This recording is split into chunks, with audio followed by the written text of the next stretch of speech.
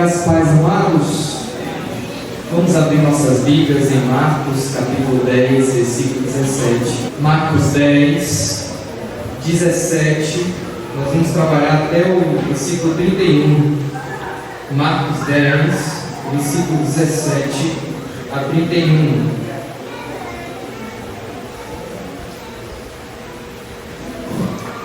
Abra sua Bíblia para que você possa acompanhar o texto, para ver se eu estou pregando de fato a Bíblia, né? Ou se eu estou inventando da minha cabeça. Aí você pode jogar fora.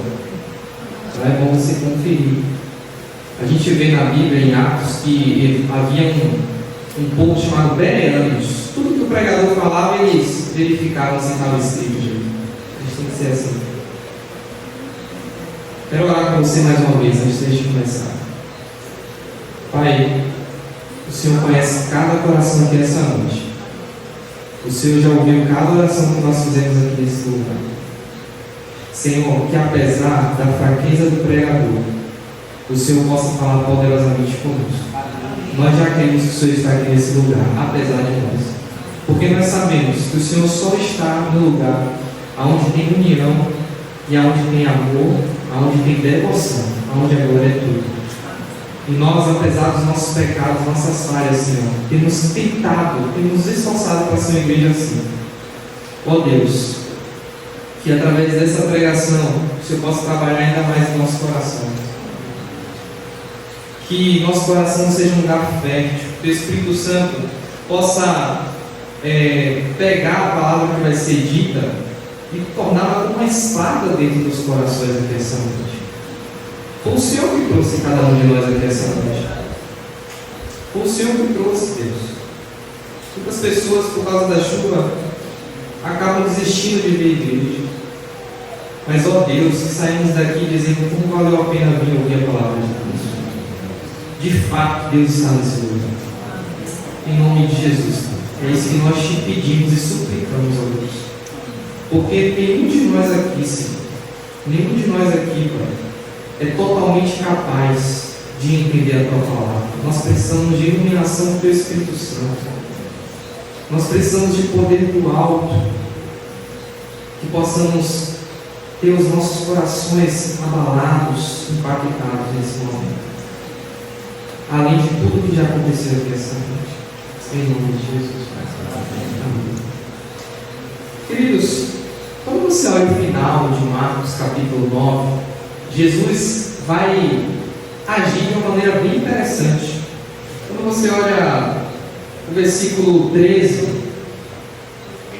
Marcos 9 não, versículo 13 de Marcos 10, aparece ali a cena de que algumas crianças queriam se aproximar de Jesus, para que elas fossem abençoadas. E aí, quando as crianças querem se aproximar de Jesus, os discípulos impedem. Como que dizendo assim, não, crianças não, crianças só faz perder tempo, criança não precisa de Jesus, criança não tem importância. Aí Jesus vai falar algo bem interessante, ele vai dizer assim, indignado, ele diz, deixem que os pequeninos venham a mim, não os impeçam, porque dos tais é o reino de Deus. Em verdade lhes digo, quem não recebeu o reino de Deus como uma criança, de maneira nenhuma entrará nele. O que você entende quando você ouve uma palavra como essa? Dos tais, das crianças é o reino de Deus. Quem não recebe o reino como uma criança, não pode herdar o reino de Deus. Vamos pensar um pouco sobre uma criança? Uma criança, ela é fácil de acreditar nas coisas. Se você disser para uma criança que tem um dragão voando ali fora agora, ela sai correndo para ver se é verdade. Uma criança, ela tem um coração ingênuo. Infelizmente, muitas pessoas usam de maldade com isso, né? Ela tem um coração ingênuo. Ela não duvida das pessoas. Se você fala que vai fazer o bem a elas, elas não vão acreditar. Uma criança, ela é fácil de perdoar, né? Criança está ali, ela é até egoísta. Está ali com um brinquedo, não quer dividir e tudo mais. Aí chora, tem aquela birra, me dá. Mas depois de 2 minutos, já está falando com a outra criança, já está brincando de novo, perdoa. O que o coração de uma criança nos mostra? Por que Jesus está dizendo que para entrar no reino de Deus é necessário ser como uma criança? É porque o coração da criança ainda não está contaminado com as coisas do mundo. O coração de uma criança não está apegado ao mundo. O coração de uma criança está puro, está simples. É por isso que Jesus vai dizer: bem-aventurados, felizes, os puros de coração, porque deles é o reino dos céus. E nós vamos ver nesta noite o texto, uma cena que vai falar acerca de um homem rico, que infelizmente não tinha um coração de uma criança. Leia comigo aí, a partir do versículo 17 de Marcos 10. Pondo-se Jesus a caminho, um homem correu ao seu encontro e, ajoelhando-se diante dele, perguntou-lhe: Bom mestre, que farei para herdar a vida eterna? Jesus respondeu: Por que você me chama bom? Ninguém é bom a não ser um, que é Deus. Aqui a gente começa a primeira parte da nossa pregação. Nosso primeiro ponto: perca tudo para seguir Jesus e você terá a salvação. Perca tudo para seguir Jesus e você terá a salvação. É interessante que esse homem rico que se aproxima de Cristo, ele está enganado sobre muitas coisas. Primeira coisa que ele está enganado sobre a salvação dele, sobre como as pessoas são salvas. A gente vai ver um pouco mais sobre isso mais para frente. Segunda coisa que ele está enganado é sobre o que Deus pede do homem, os mandamentos de Deus, as intenções de Deus. Terceira coisa que esse homem que se aproxima de Jesus está enganado é sobre si mesmo, o que ele acha de si mesmo. E a quarta coisa que ele está enganado é sobre o próprio Jesus. É interessante que ele se achega a Jesus chamando de bom mestre. E qual é o desejo que você vê aí que ele quer? O que é que ele pede? Senhor Jesus, me ensine, me diga como eu faço para ganhar, para herdar a vida eterna, a salvação. Só que a resposta de Jesus surpreende ele, porque Jesus responde a pergunta com outra pergunta: por que você me chama de bom? Ninguém é bom a não ser um, que é Deus. A gente pode até estranhar essa resposta de Jesus, mas quando a gente para pensar no texto e no contexto, a gente começa a perceber que essa resposta de Jesus, na verdade, é querendo mostrar para o homem quem ele é. A gente vai ver no decorrer desse texto que esse homem estava prestando muita atenção, esse jovem rico, esse homem rico, estava prestando muita atenção no que ele fazia. No que ele fazia. E não na identidade, quem ele era, ou quem Jesus era. Então quando Jesus fala, por que você me chama de bom? Jesus está dizendo assim: o que você pensa que é? Para você eu sou apenas um mestre? Para você eu sou apenas um bom mestre? Deixa eu te dizer uma coisa. Para a gente começar essa conversa, eu preciso te mostrar que eu não sou só um bom mestre. Não existe nenhum bom mestre. Não existe nenhum homem que seja bom. Só quem é bom é Deus. Então, para começo de conversa, você precisa entender que eu não sou um bom mestre. Eu não sou como os homens. Eu sou Deus. Eu sou bom. Eu sou Deus. É como, por exemplo, uma pessoa chega no aeroporto e aí vai entender, né? E aí tem duas portas. Uma porta vai para São Paulo, vai embarcar para São Paulo. Outra porta vai para o Rio de Janeiro. Esse homem, ele não pode entrar pelas duas portas, tem que ser por uma porta. Ele precisa decidir. Para ele poder embarcar, ele precisa decidir qual porta eu vou entrar. Quem é esse Jesus para mim? Um bom mestre? Ou é Deus? E é muito interessante que nós vamos ver daqui a pouco que Jesus vai dizer o seguinte: Para os homens é impossível ser salvo, mas para Deus tudo é possível. Se Jesus for um bom mestre, não tem como esse homem herdar a vida eterna. Mas se Jesus for Deus, esse homem poderia ganhar a vida eterna. E ele continua, versículo 19. Jesus continua dizendo para ele: você conhece os mandamentos: não mate, não cometa adultério, não roube, não furte, não dê falso testemunho, não defraude ninguém, honre seu pai e a sua mãe. Versículo 20. Então o homem respondeu: mestre, tudo isso tenho observado, eu tenho guardado, eu tenho obedecido desde a minha juventude.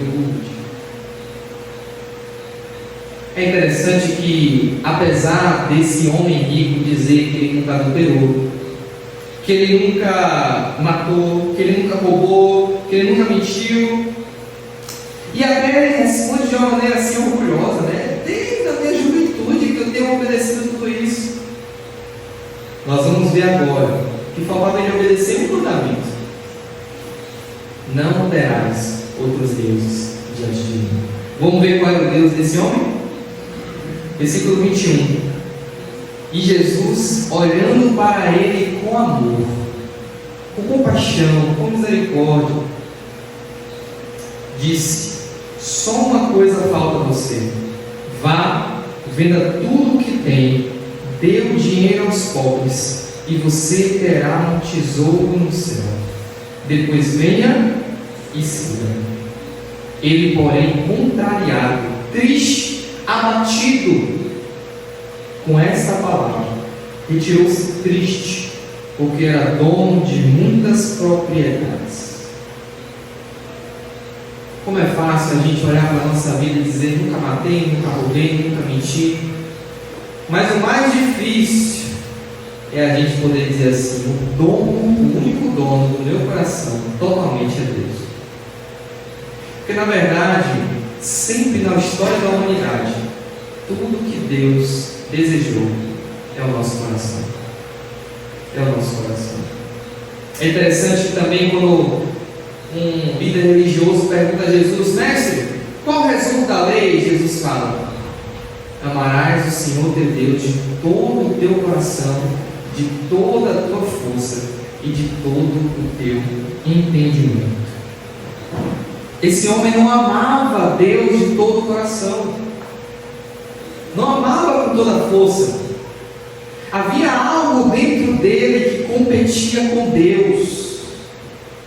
É interessante, como eu já disse, Mateus capítulo 5, Jesus vai dizer: felizes os puros de coração, se eu não me engano, porque eles herdarão o reino dos céus.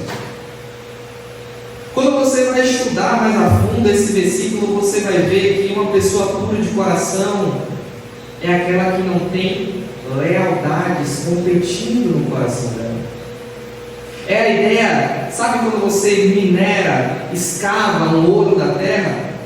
Muitas vezes esse ouro, essa pepita, essa pedra de ouro vem junta de metais incrustados, metais junto do ouro que tornam uma só peça. E a única maneira de você tirar os metais dessa pedra de ouro é passando pelo fogo. E aí quando você passa pelo fogo, fica só o ouro. Infelizmente o nosso coração é assim. O nosso coração é esse ouro, mas tem metais junto dele.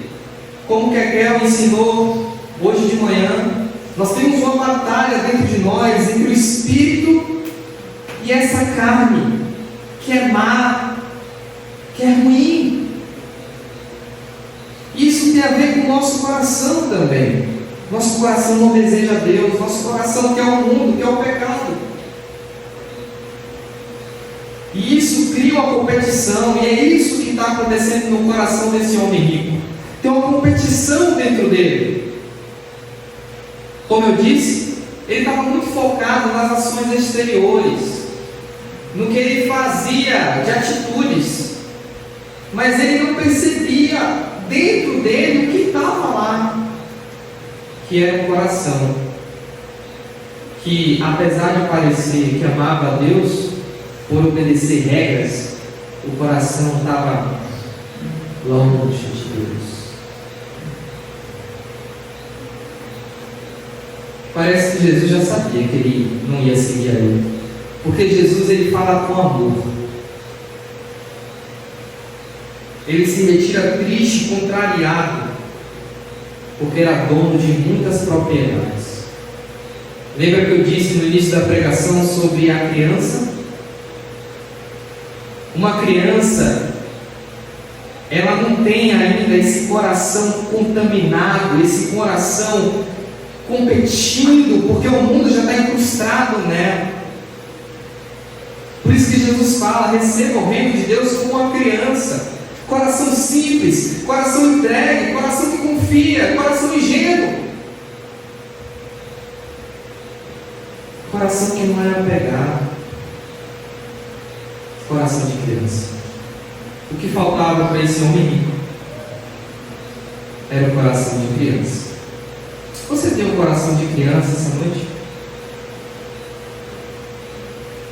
Você tem um coração fácil de perdoar? Um coração humilde? Um coração ingênuo? Um coração que crê? Um coração desapegado dessa terra? Queridos, o jovem rico, ele podia ter todos os defeitos, mas uma coisa ele fez certo: ele calculou o preço de seguir Jesus. Ele calculou o preço. É interessante que quando a gente dá uma olhadinha em Lucas 14, se puder projetar aí, Lucas 14, 25 a 33, Jesus ele vai dizer o quanto custa seguir a Ele. Ele vai dizer o seguinte: para grandes multidões, se alguém vem a mim e não ama mais, e não me ama mais do que ama a seu pai, a sua mãe, a sua mulher, os seus filhos, os seus irmãos, as suas irmãs e até a sua própria vida, não pode ser o meu discípulo. E quem não tomar a sua cruz e vier após mim, não pode ser o meu discípulo. Pois qual de vocês, pretendendo construir uma torre, não se assenta primeiro para calcular a despesa e verificar se tem os meios para concluir? Para não acontecer que, tendo lançado os alicerces e não podendo terminar a construção, todos os que a virem zombem dele, dizendo: olha lá, esse homem começou a construir e não pôde acabar. Ou então, qual é o rei que, indo para combater com outro rei, não se assenta primeiro para calcular se com 10.000 homens poderá enfrentar o que vem contra ele com 20.000? Caso contrário, estando outro ainda longe, envia-lhe uma embaixada pedindo condição de paz. Assim, pois, qualquer um de vocês que não renuncia a tudo que tem, não pode ser o meu discípulo. A ideia aqui que Jesus está querendo mostrar para a gente é: você vai construir uma torre? Calcule o custo, para depois não ficar lá sem poder acabar e todo mundo dar risada. Você vai guerrear contra outra pessoa, um exército? Veja quantos soldados você vai levar, para depois você não perder e ter que pedir paz. Aí Jesus está dizendo o seguinte: você quer me seguir? Então calcule o preço que você vai ter que pagar, porque você não vai poder amar mais a sua mãe do que eu, você não vai poder amar mais o seu pai do que eu, você não vai poder amar mais o seu irmão, a sua irmã, você não vai poder amar mais as suas casas, as suas posses, você não vai poder amar nem mais a sua própria vida do que eu. Vai custar tudo para me seguir, tudo que você pensar, qualquer coisa que você pensar, seu nome, seu dinheiro, suas posses, seu coração, tudo vai custar. Algumas perguntas ficam para a gente refletir, né?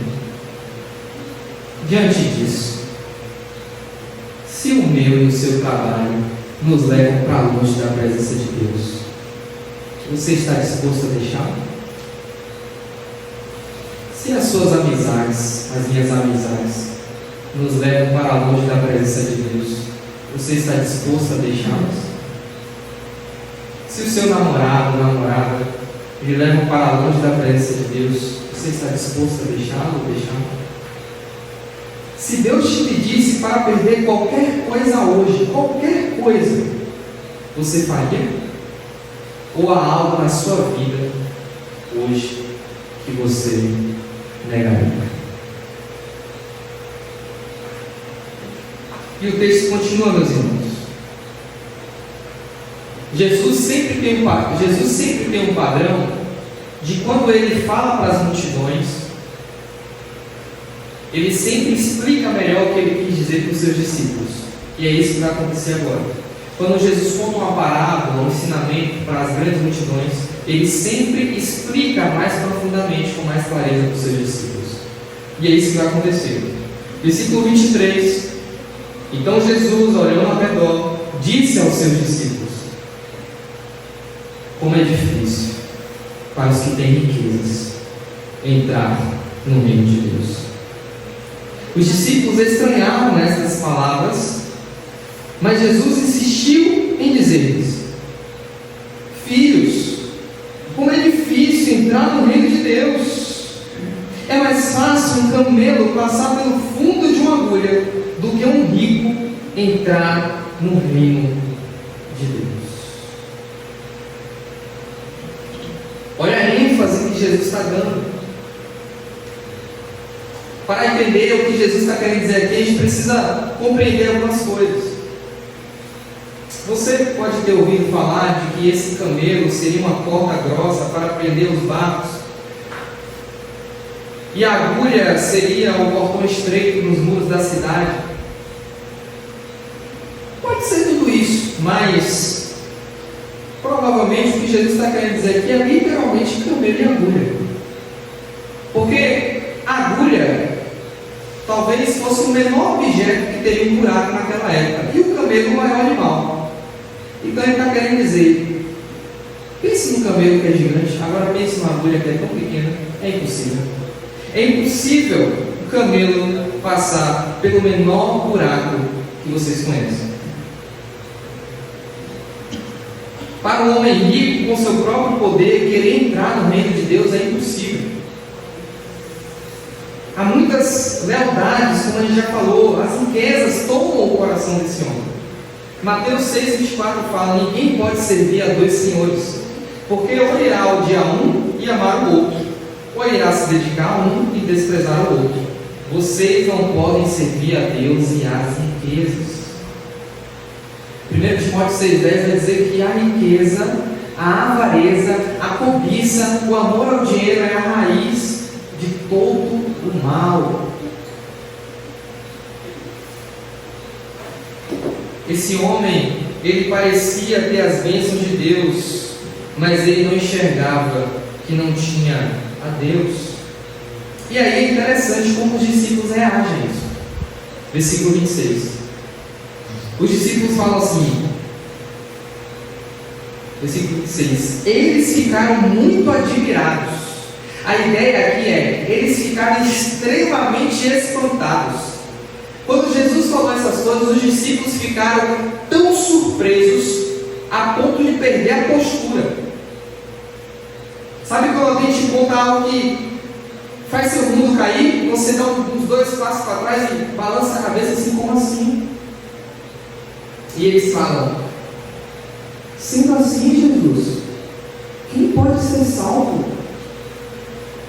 Queridos, no entendimento daquela época, se a pessoa era rica, as pessoas pensavam que é porque Deus gostava da pessoa.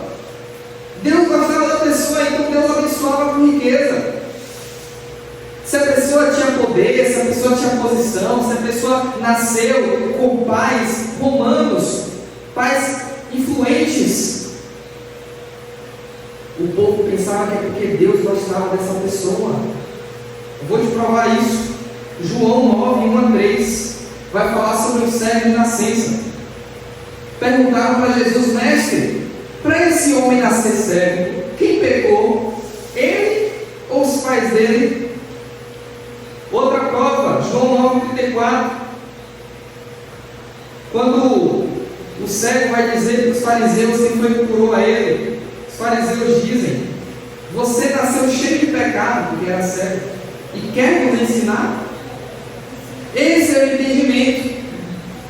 A pessoa tinha doença, a pessoa era pobre, a pessoa tinha problemas, é porque Deus não gostava dela. Essa pessoa não era salva, essa pessoa Deus aprovava. Aí você pensa comigo: não, isso aí ficou naquela época, a gente não tem mais esse entendimento hoje, será? Será mesmo? O que mais temos aí fora é pregadores dizendo o seguinte: venha para Jesus e a sua vida vai melhorar. Aceite Jesus e você vai ficar rico. Aceite Jesus, entregue a vida para Ele e você vai ganhar um carro.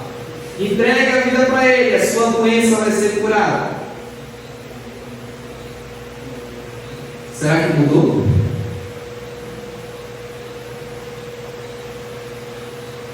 Então Deus odiava o apóstolo Paulo, porque o apóstolo Paulo foi perseguido, apedrejado, açoitado, insultado, caluniado.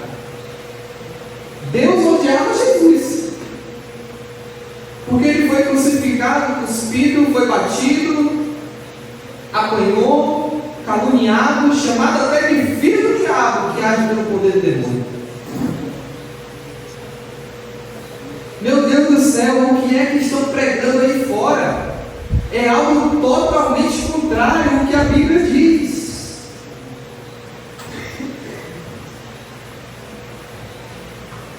Deus, Ele não se agrada de uma pessoa pelo que ela tem ou pelo que ela faz.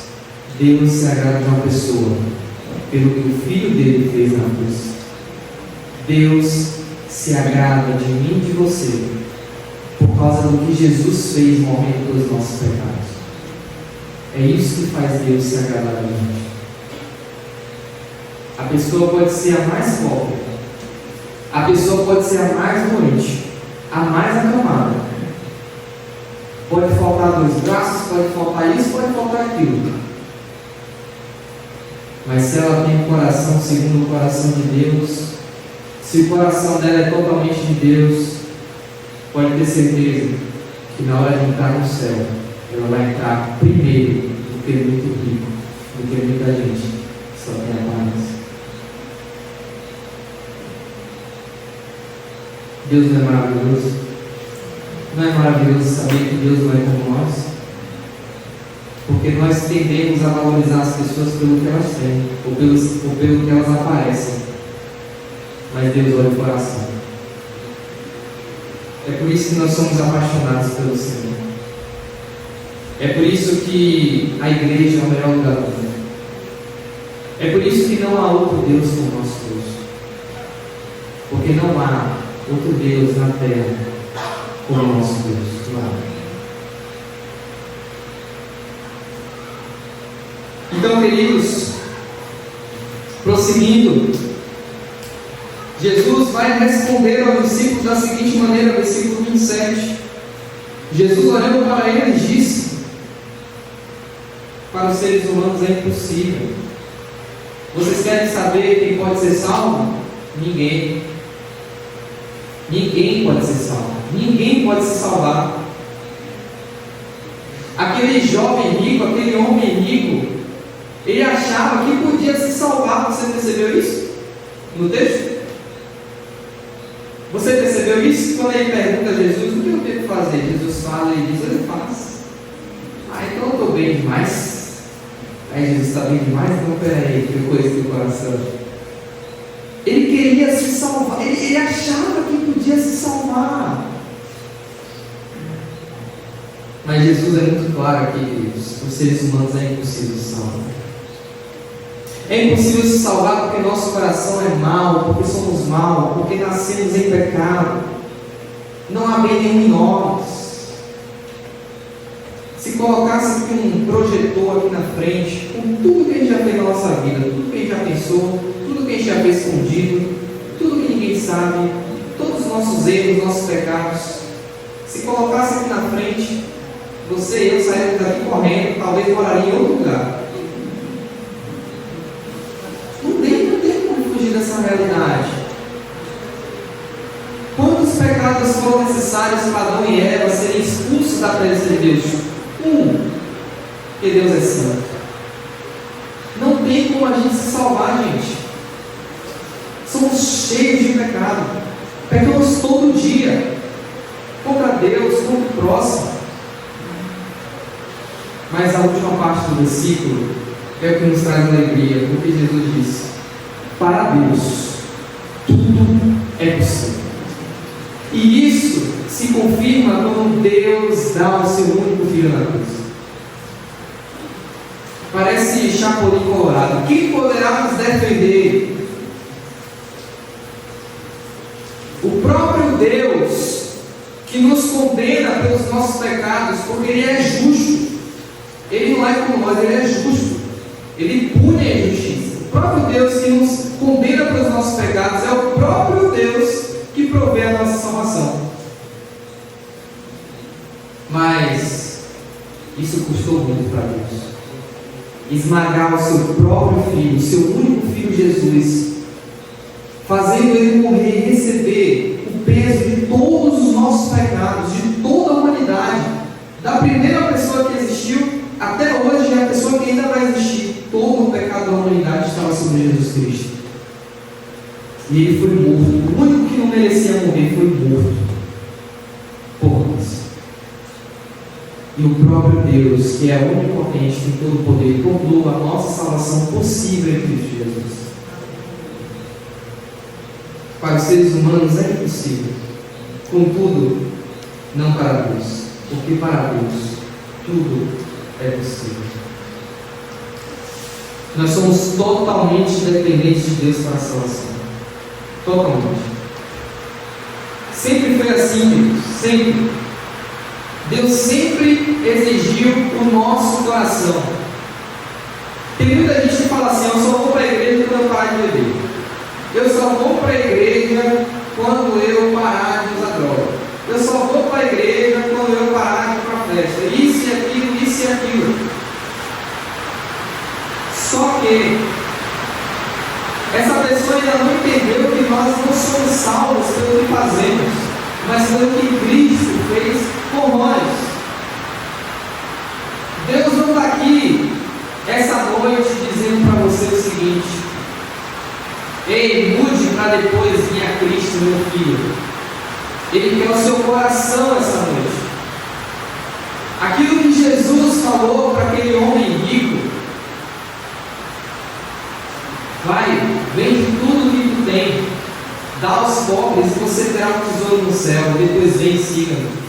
Jesus está dizendo isso também essa noite para mim e para você, principalmente para você que ainda não entregou sua vida a Jesus. Ele está dizendo para você essa noite: ei, vende o que tu tem. Eu não sei o que é que você tem.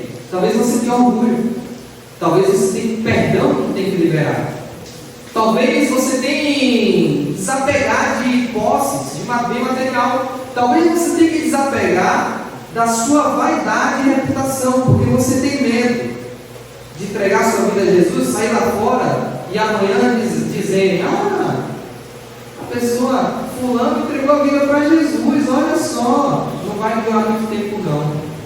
Você tem medo do que as pessoas vão falar. Jesus está falando: vende isso aí também, vende tudo que tu tem. Jesus não está falando só de riqueza, Jesus está falando de tudo que te segura de entregar sua vida para Ele. Vende o que tu tem. Ou seja, arrependa-se. Dê aos pobres, arrependa-se. E você terá um tesouro no céu. A pergunta que Jesus está fazendo é: você vai preferir o mundo ou você vai preferir o céu? Você vai preferir a terra ou o céu? Lá no Antigo Testamento, Deuteronômio 6, 4 a 5, vai dizer: escute, Israel, o Senhor nosso Deus é o único Senhor. Portanto, ame o Senhor seu Deus de todo o seu coração, de toda a sua alma, com toda a sua força. Quando a gente vai em Marcos capítulo 8, 34 e 38, Jesus vai dizer: que adianta um homem ganhar o mundo e perder a sua alma? Que aquele que me confessar diante dos homens, eu confessarei diante do Pai. Muitas vezes a gente não entende esse texto. Não entende esse texto.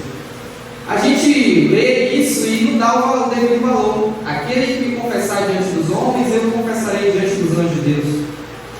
Mas aquela pessoa que leu esse texto, o romano que Marcos está escrevendo, o romano que leu esse texto, ele entendeu o que Jesus quis dizer. Para os romanos que leram Marcos, dizer que agora era seguidor de Cristo significava ser comido por leões nazarenos. Dizer que se tornou um seguidor de Jesus significava morrer incendiado num pedaço de estaca com fogo. Dizer que se tornou um seguidor de Jesus significava perder posição no Império Romano.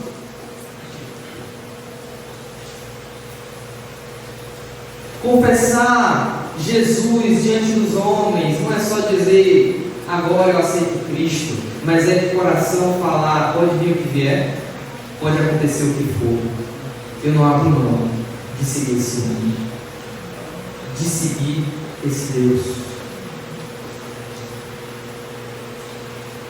Para seguir Jesus devemos estar dispostos ao serviço, ao sofrimento e ao sacrifício aqui na terra, para triunfar no céu.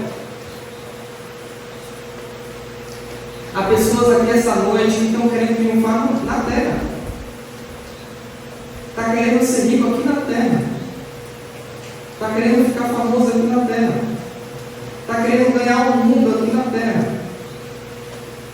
Mas se você quiser aceitar Jesus como Senhor e Salvador da sua vida essa noite, você precisa entender que o convite, na verdade não é um convite, a ordem dele é que você morra aqui na terra, que você sofra aqui na terra, que você sacrifique aqui na terra para triunfar no céu. E se você escolher triunfar aqui na terra, eu sinto muito, mas Jesus fala que você vai morrer eternamente. Uma cena que nos mostra claramente com o que Deus se importa é a cena de quando Abraão é exigido por Deus sacrificar seu próprio filho. Abraão era o pai da fé, gente. Quando Deus disse: Abraão, sai da tua família e vai para um lugar que eu te mostrarei, eu não sabia para onde ia, saiu do meio da família e ele foi. Abraão é o pai da fé. Abraão é um dos personagens da Bíblia mais importantes. Abraão tinha um coração que agradava a Deus. Ele já tinha mostrado isso de diversas formas. E quando Deus faz uma promessa para Abraão, porque a mulher dele era estéril, quando Deus faz uma promessa para Abraão: Abraão, eu sei que você já tem 100 e tantos anos, eu sei que sua mulher já tem 99 anos, mas creia que eu vou lhe dar um filho, que desse filho vai povoar toda a terra. Com o passar do tempo, Deus deu esse filho a Abraão. E depois, sabe o que Deus fez? Deus pediu para Abraão sacrificar esse filho. O filho que ele tanto aguardou, o filho da promessa. E aí Abraão vai, sobe um monte para sacrificar o filho, com aquele coração, imagino eu, um coração pesaroso. E aí na hora que Abraão coloca o filho dele deitado na rocha, pega o punhal, amarra o filho, na hora que ele vai enfiar a faca no filho para matar o filho, porque Deus mandou,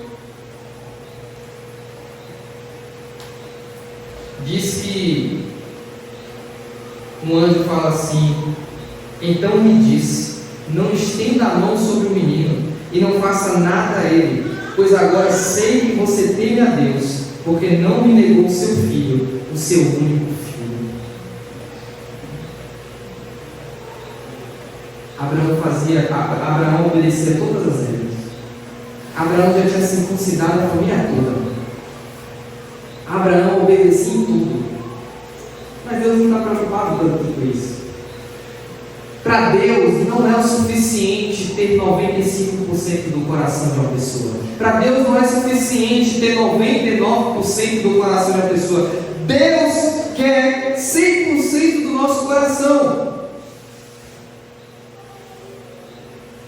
que muitas vezes a gente se pergunta: por que minha vida cristã está fria? Por que eu estou desanimado? Por que eu não tenho vontade de servir a Deus? Cadê a alegria do meu primeiro amor? É porque seu coração não está 100%. Você está muito apegado ao mundo. Você está muitas lealdades competindo. Deus quer tirar essas lealdades. Deus quer cristãos radicais. Cristão que não incomoda. Cristão que não incomoda é um cristão que está com o seu coração que não é 100% para Deus. Para Deus não vale ser cristão mais ou menos. Para Deus não vale ser cristão bom. Para Deus não vale ser cristão muito bom. Deus quer um cristão radical. Sabe o que é radical? Vem o profeta Elias. Aí está lá Eliseu cuidando da boiada. Aí vem o profeta Elias, o profeta mais famoso, né? Pega a capa dele e joga em Eliseu. O que significa isso? Deus está te chamando para ser profeta no teu lugar. Eliseu, espera aí, queimou todas as carroças e matou os bois, para não voltar mais atrás. Radical. Eu não quero que nada me impeça de dar meu coração 100% nesse chamado de Deus para a minha vida. Devemos vigiar, meus irmãos, vigiar. Vamos para a parte final do nosso texto, onde nós vamos aprender no segundo ponto: perca tudo para seguir Jesus e você terá 100 vezes mais. Versículos 28 a 31. Perca tudo para seguir Jesus e você terá 100 vezes mais. Versículo 28, Pedro, sempre Pedro, né? Começou a dizer: Senhor, eis que nós deixamos tudo e seguimos o Senhor. Interessante, né? Parece uma fala um pouco até orgulhosa de Pedro, né? Mas é interessante a maneira como Jesus responde. Jesus não repreende Pedro, não. Jesus vê uma boa oportunidade de consolar os seus discípulos. Aqui nessa parte, meus irmãos, nós temos um contraste. Um contraste, algo diferente que acontece entre os discípulos de Cristo e o homem rico. Jesus chama o homem rico como vem. Jesus chama Mateus abandona na mesma hora de ser publicano. Jesus chama Pedro, Tiago e João, eles deixam o barco na mesma hora para seguir Jesus. Jesus chama Natanael, ele deixa na mesma hora a figueira para seguir Jesus. Jesus chama Filipe, ele deixa na mesma hora para seguir Jesus. É isso que Pedro está dizendo: Senhor, nós deixamos tudo para seguir o Senhor. Jesus responde: em verdade te digo, Pedro, em verdade te digo, meus discípulos. E Jesus está dizendo para nós, que somos discípulos dele essa noite: em verdade digo a vocês que não há ninguém que tenha deixado casa, irmãos, irmãs, mãe, pai, filhos ou campos, por minha causa e por causa do Evangelho, que não receba, já no presente, 100 vezes mais casas, irmãos, irmãs, mães, filhos e campos, com perseguições. E no mundo por vir, receberá a vida eterna. Porém, muitos primeiros serão últimos, e os últimos serão os primeiros. Jesus aqui, ele está agora num momento de consolo. Ele já disse o que acontece com quem não entrega o coração totalmente a Ele. Mas tem pessoas que entregam o coração totalmente para Cristo. E agora Ele quer consolar essas pessoas. Por que consolar essas pessoas? Porque Jesus mostrou claramente que quem quer seguir a Ele tem que perder tudo aqui. Perder tudo. É isso que Pedro fala: nós deixamos tudo para te seguir. Será que o Senhor disse que para os homens é impossível ser salvo? Será que nós não temos nem a salvação? Nós deixamos tudo. Será que nós temos a salvação de Jesus? Nós deixamos tudo pelo Senhor.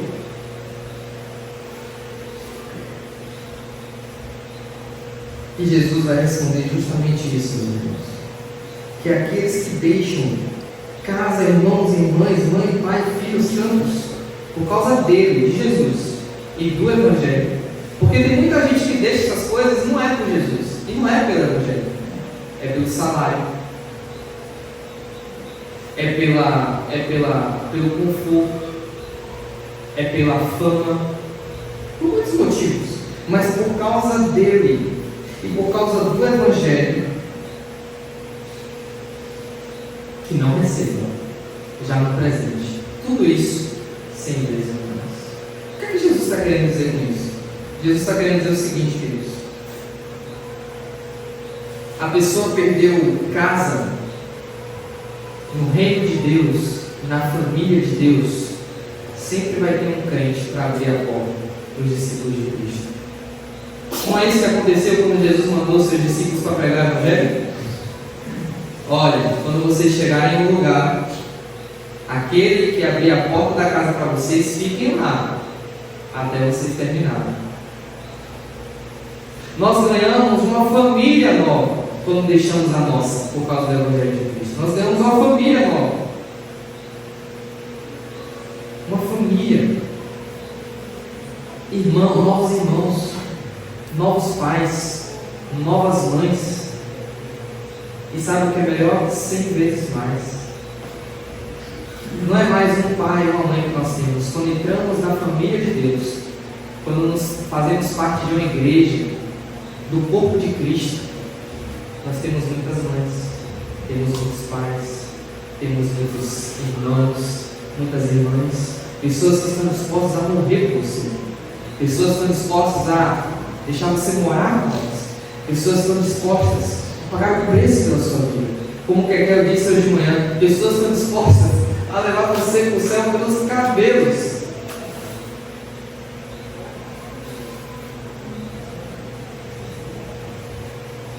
Mas, queridos, Jesus não romantiza também. Veja que ele fala assim: você vai receber 100 vezes mais tudo isso, mas com perseguições. Com perseguições. Porque parecer com Jesus, inevitavelmente, nós teremos que sofrer, teremos que servir, teremos que dar outra face, teremos que perdoar. Mas vale a pena. Vale a pena, meus irmãos. Eu fico imaginando se Mateus não tivesse abandonado aquela coletoria de impostos quando Jesus chamou ele para seguir. Mateus não teria visto Lázaro ressuscitar. Eu fico imaginando quando Natanael não tivesse abandonado aquela figueira e crido que Jesus é o Cristo, ele não teria visto os pães e os peixes se multiplicar. Eu fico imaginando quando Pedro, Tiago e João, quando estavam naquele barco pescando, não tivesse acreditado naquele maluco que estava aparecendo, prometendo tanta felicidade, bem-aventurado isso, bem-aventurado aquilo, feliz será você se isso, feliz será você que aquilo, e o pagamento, Jesus, não tenho, é homens, você quer? Ah, Jesus, meu Deus, eu tenho peixe, deixa esses peixes, você vai pescar homens, você quer? Você aceita o desafio? Ah, é loucura mesmo, para o mundo, mas para Deus é sabedoria. Você quer? Já pensou se aqueles discípulos tivessem dito não? Não teria visto um homem ressuscitar dos mortos, não teria visto leprosos serem curados, não teria visto endemoniados gadarenos com mais de 5.000 demônios dentro ser totalmente liberto. Não teriam visto uma mulher que já tinha tido 4 maridos ter a sua vida transformada, ter a sua honra mudada. Não teria visto Zaqueu, onde todo mundo desprezava, todo mundo criticava. Não teria visto o dono do mundo ficar na casa do pior homem, e esse homem depois dizer: eu vou dar tudo que eu tenho dos pobres, eu vou dar tudo por causa desse Jesus. Eles não teriam visto Maria Madalena, que tinha 7 demônios, todos foram expulsos, e aquela mulher enxugando com os cabelos e lágrimas os pés de Jesus. Eles não teriam visto líderes religiosos que oprimiam, devoravam a casa das viúvas, e nos botando o dedo na cara deles, dizendo: hipócritas, vocês precisam se arrepender.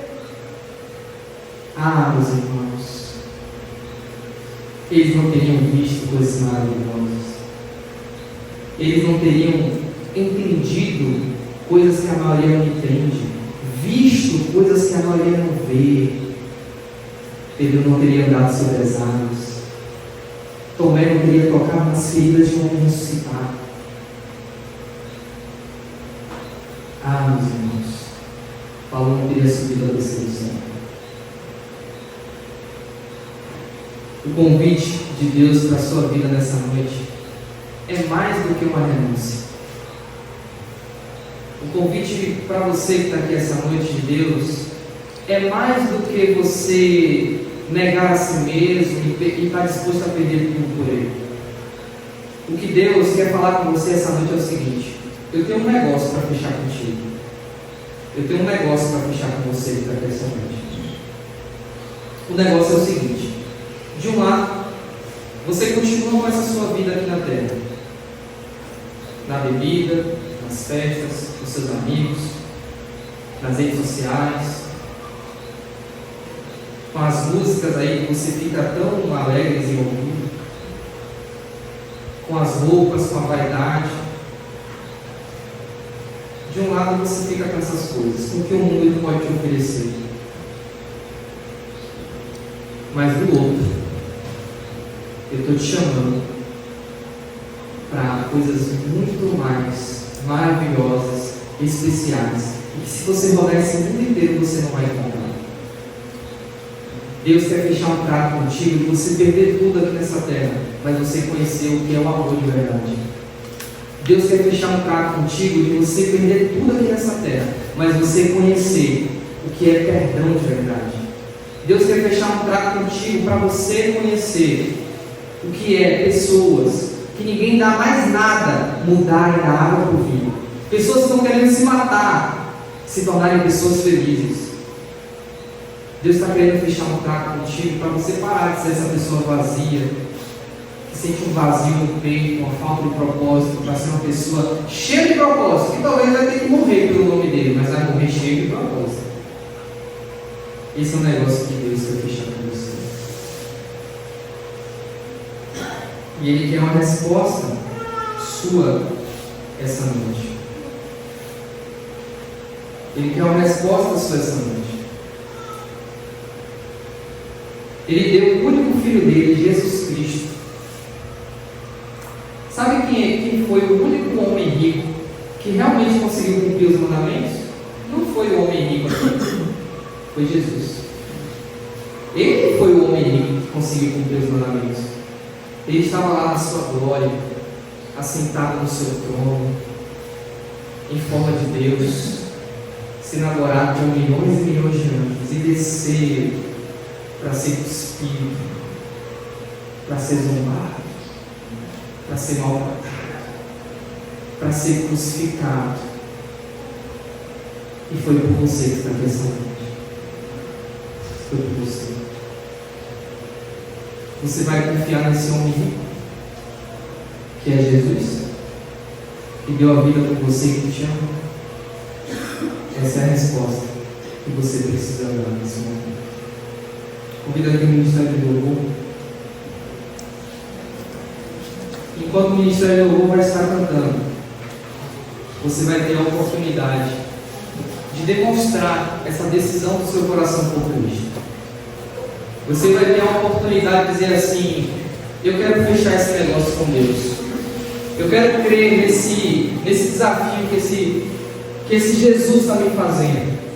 Eu quero essa transformação na minha vida. Eu quero perder tudo para ganhar tudo no céu. Eu quero herdar a vida eterna. Eu quero esse amor de Cristo na minha vida. Vamos ficar de pé.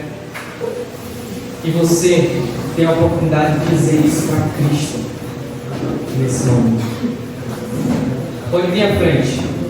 Você que quer tomar essa decisão e quer dizer: eu quero perder tudo para ganhar tudo no céu.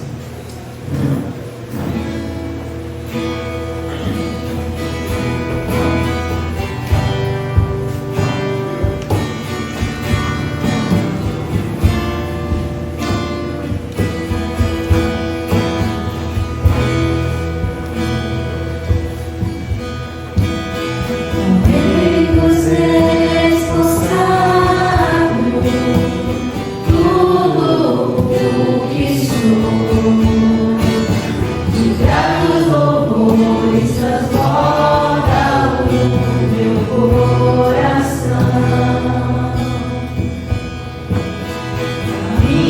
minha vida.